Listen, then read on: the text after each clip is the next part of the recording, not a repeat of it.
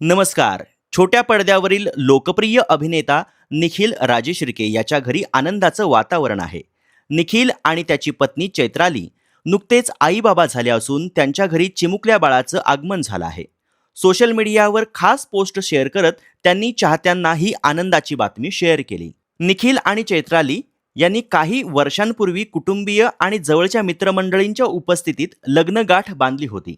त्यांच्या लग्नाचे फोटो आणि व्हिडिओ सोशल मीडियावर चांगलेच चर्चेत आले होते. दोघांची जोडी चाहत्यांना नेहमीच आवडली आहे.